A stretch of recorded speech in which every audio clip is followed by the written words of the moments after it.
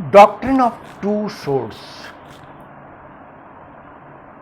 दो तलवारों का सिद्धांत।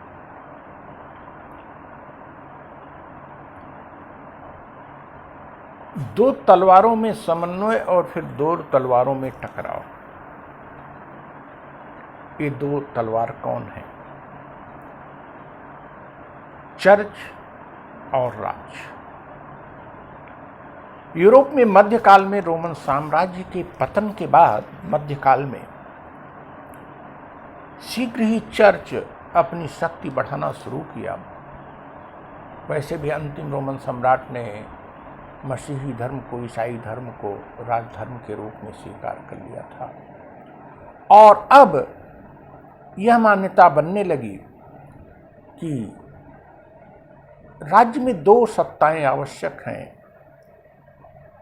लौकिक कार्यों हेतु राजनीतिक सत्ता और पारलौकिक कार्यों हेतु धार्मिक सत्ता।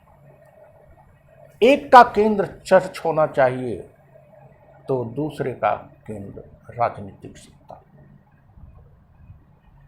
इसे ही ईसाई लेखकों ने डॉक्ट्रिन ऑफ टू सोर्ड्स कहा। यह मान्यता भी बनी कि दोनों का बने रहना जरूरी है।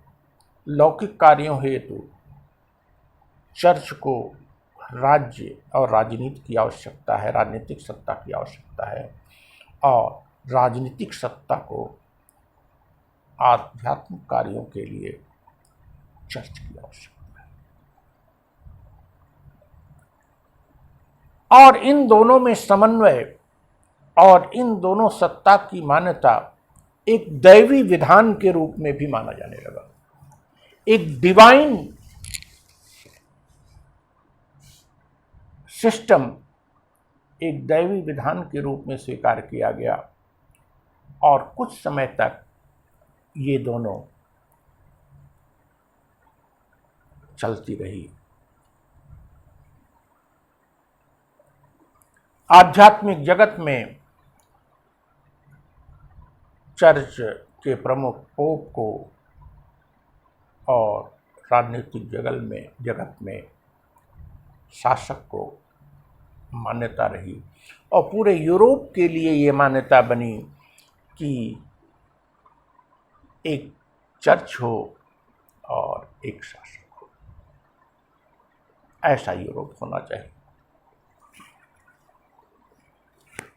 लेकिन मध्य युग में तमाम ऐसी विकृतियां आई, खास करके सामंतवाद, बर्बर लोगों का वर्चस्व, कि आगे चलकर बिखराव आने लगा। और सबसे बढ़कर ये दोनों सत्ताएं अपना विस्तार करने का प्रयास करने लगी। चर्च अपनी सत्ता का विस्तार करके अपने को सर्वोच्च सिद्ध करने का प्रयास करने लगा, तो राज्य भी करने लगा।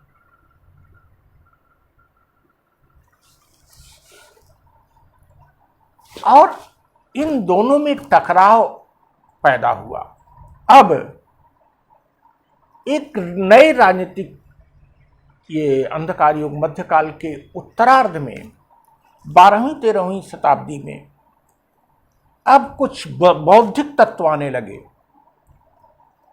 और चर्च के प्रमुख को, आध्यात्मिक सत्ता के प्रमुख को नकारा जाने लगा। दूसरी तरफ सामंतवाद के विरुद्ध आवाज उठने लगी।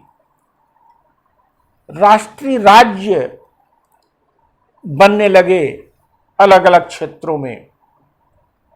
नेशन स्टेट्स की संकल्पना बढ़ने लगी। नगरों का निर्माण होने लगा। व्यापार वाणिज्य की वृद्धि होने लगी। और ऐसी स्थिति में चर्च में स्वयं ही पोप के विरुद्ध एक मूवमेंट चला, काउंसिलर मूवमेंट।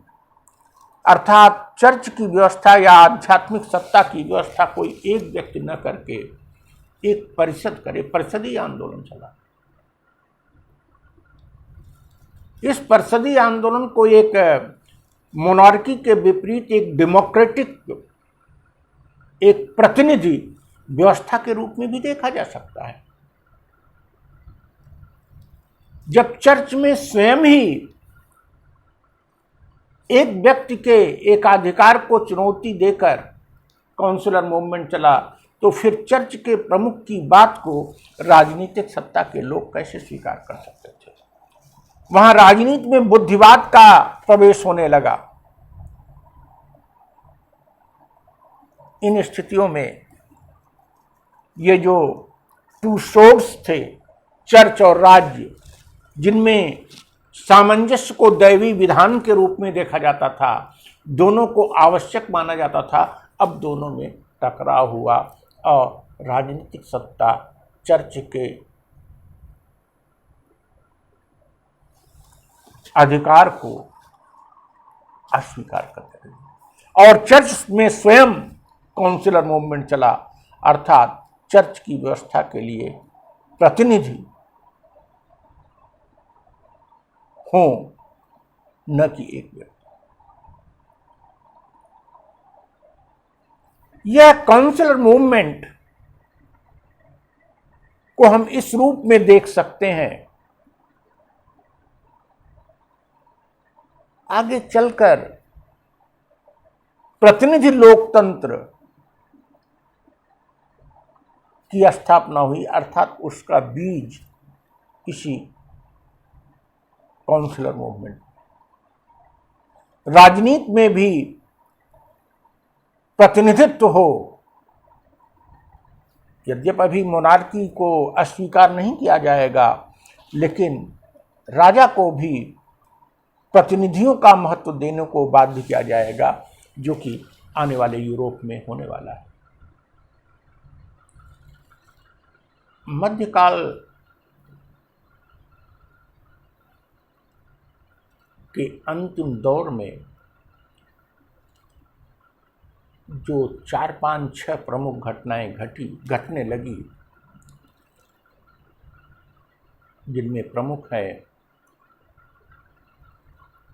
सामंतवाद के खिलाफ आवाज, राजनीति में बुद्धिवाद का प्रवेश, राष्ट्रीय राज्यों का उदय, व्यापार वाणिज्य की वृद्धि और नगरों का निर्माण।